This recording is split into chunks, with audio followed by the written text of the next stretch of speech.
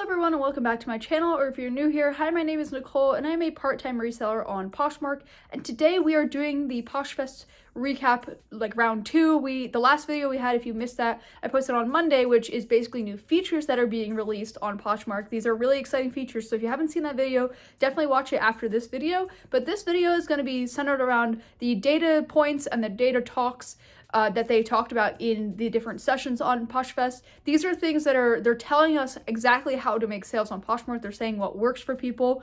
So that is what this is going to be focused around. I'm also going to briefly touch upon the trends that were talked about and how to, really capitalize on those trends and to help you really have better sales on Poshmark. So if that is something that is interesting to you, definitely keep watching and make sure that you're subscribed so you never miss a future video that I do here on this channel. But without further ado, let's get right into the video.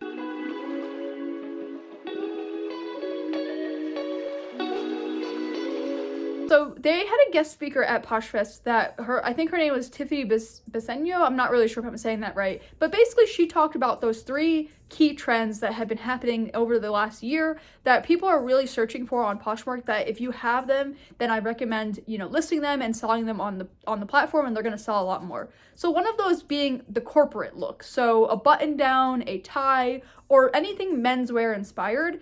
That is really, really trendy right now on the platform. And along with that, the second one is like a nice collared white button-down shirt. Those have been around for years. That's nothing new, but people still love those and they are very trendy now. The third one is actually a perfect black overcoat. So these are things that people are really, really looking for. These are things that people really want. And so if you have any of these pieces, I really recommend getting those listed. She talks about how it's so important to capitalize on these kind of items that are trending. And so if you have them, I think it's great to get those listed. Okay, so let's get right into those data talk points that they mentioned in Poshmark. There was really 5 main tips that they talked about, and I'm going to go into each one and show some graphs of data that they were talking about in these points that really emphasize how important it is to do certain things on Poshmark to make more sales. Okay, so like we briefly talked about before, the first tip is to capitalize on those trends. Sorry, there was just an ambulance that was going by. I don't know how much of that you heard in the video, but basically what I was talking about is to capitalize on those trends. And so if you have been around in 2023 and you know what was trending, the 2 main things that have been trending this year is Barbie and Taylor Swift.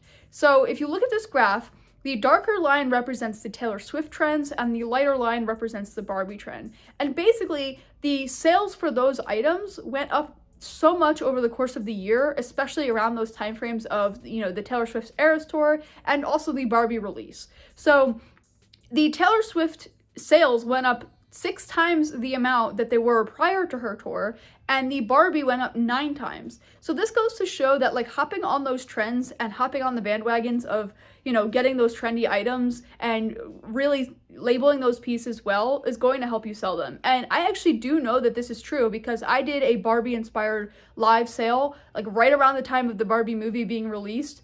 And I just said, like, Barbie inspired all things pink. And I sold so much during that show.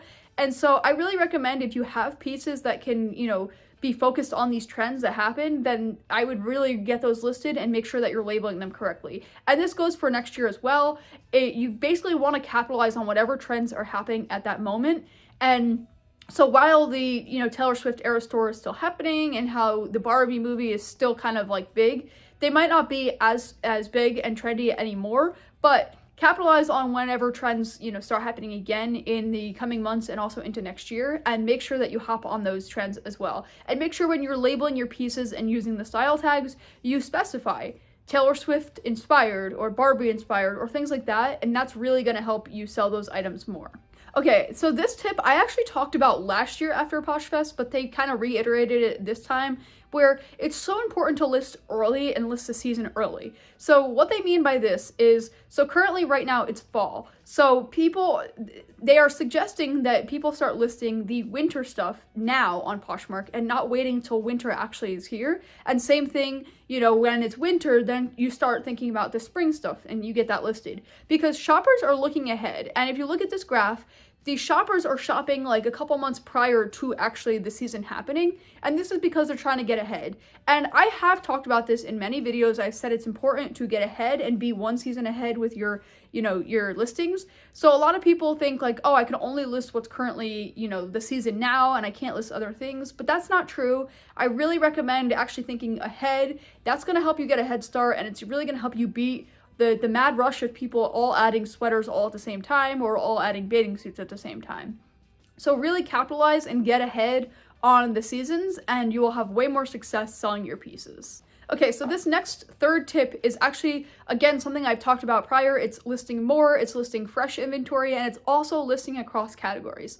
So these are all really important to do. I talk about how important it is to list more on a normal basis here on this channel. I'm always talking about it, but it's so important to be listing new inventory because you never know who's going to come across your closet, and you never know if that new inventory that you're listing is going to bring in new people to your closet. So the more you list, the better off you're going to be. And that goes with listing across categories as well, because if you list across categories, so say you have, women's pieces, but you also have some kids pieces, or you also have men's pieces, or you have, shoes, a top, and pants, and then some jewelry. People could really style an entire outfit or shop for multiple people in their family or get gifts for people. And they like shopping from someone's closet where they can get multiple things, because then they can get that shipping that makes it worth getting more than one thing. So I have basically every category on Poshmark. I have women's, and then I have everything in it: tops, dresses, skirts, shorts, pants, bathing suits, you name it, dresses, everything.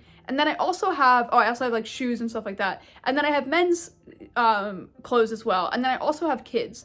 So this gives me a wide variety of pieces that people can look from. And I do have my closet organized. I've talked about this in a prior video where I organize my closet based on category and by color. So it's really easy for someone that's shopping my closet to find exactly what they're looking for. But I actually had someone in a live sale the other day that was purchasing for herself, and she was purchasing all pieces for herself. They were all, I want to say, either large or extra large. And then she asked me if I could share a extra small piece, and she said she was shopping for her daughter. So having that wide variety really makes someone be able to purchase for more than one person, and they can get more than one piece with their sale. So this actually helped me out because I was able to make more sales, but also helped her, save some money. So really it's so important to be listing more and listing across categories, and you will see an uptick in your sales. Okay, so again, something that we've talked about, a lot of these tips are things that we talked about last year, but they are really reiterating how important they are.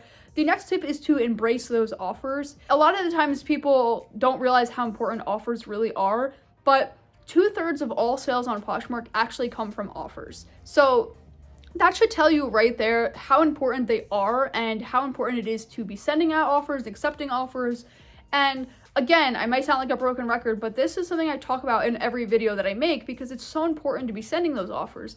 And if you are focused on my monthly recap videos that I do, I talk about in every month how the percent of number of offers, or the percent of sales that come from offers for me is just going up and up and up over time.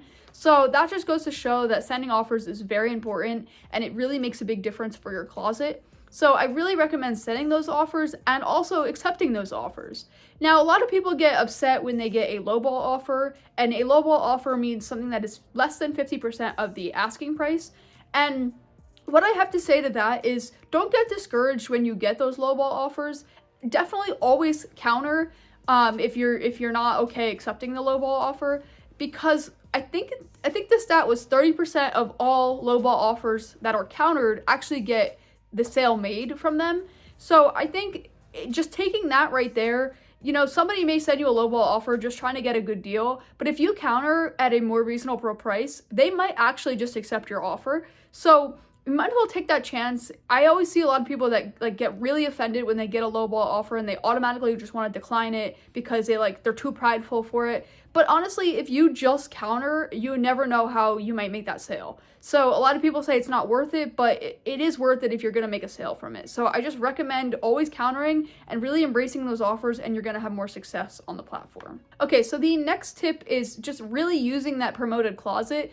We talk about that in the prior video with the features video, but It's also really important because this is going to help you just promote your listings more, and you're going to actually get more sales from it. So I'm going to show a graph with all the data on it here, but basically they really just show how important it is to be using the promoted closet and the impacts that it could have on your listings.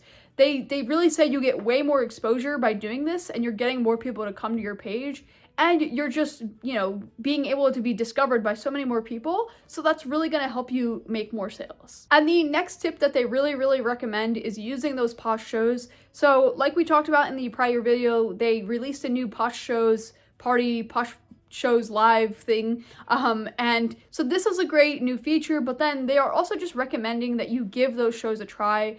And I thought it was interesting because they surveyed the people at Poshfest to see how many people said a year ago that they weren't going to do lives, and then, how many people actually did do lives since. And I'm one of those people. Like, when I first got the live access, I was like, oh, I'm never going to use that. I don't want to use that.